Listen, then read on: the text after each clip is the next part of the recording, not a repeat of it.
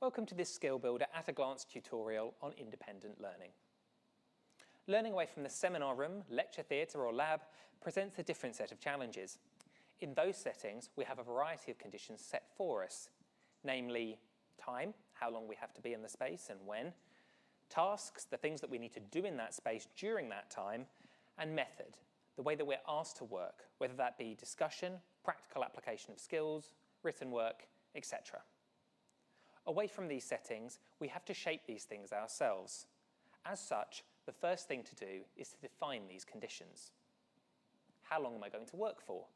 Which tasks do I need to complete in that time? The tasks chosen also need to be realistically achievable in that time too.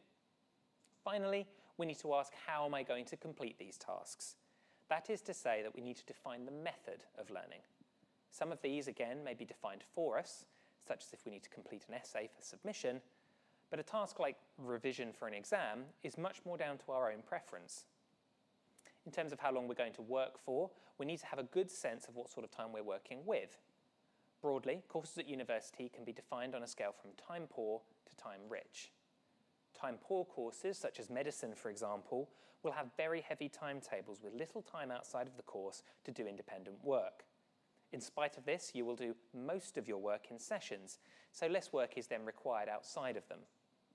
Time-rich courses, such as many in the humanities, place a lot of emphasis on work outside of formal lectures and seminars. This places a lot more emphasis on you then defining your own time. So have a think. How would you define your course? Time poor, time rich, or somewhere in between? Each course faces its own challenges. Whether you are time poor or time rich with your studies and wider life, make sure the tasks that you want to complete in any time that you have are achievable. This will vary from person to person, but a good place to start is dividing your time into 30-minute blocks with 25 minutes of work followed by 5 minutes of break. If this does not work for you, play around with these timings to see what does.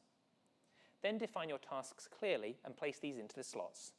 Being too loose, such as simply putting revision, or too precise, such as revision of pages 34 through 37, can leave you feeling demotivated and overwhelmed. Try to start with something like revision of week 8 lecture, and then adjust as needed. Finally, you have the how. As noted, this may be defined for you, such as, for example, writing an essay for an assessment. But if you have the choice, pick a method that works for you. This is called active learning, where you define how it is that you want to work. Rather than needing to revise and simply saying, I'm going to read this textbook chapter and hope that it all goes in, you can define your goal. This session, I want to understand X topic and to be able to provide pros and cons for this theory. This massively helps with retention of information and solidifies a sense of accomplishment. So in short, that's it.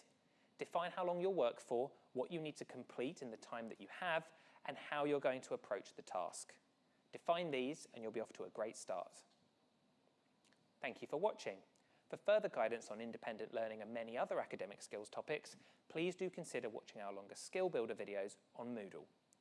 For further academic skills resources or to book an appointment with an SAS advisor, please go to www.kent.ac.uk/SAS or email us at sas@kent.ac.uk. Thank you.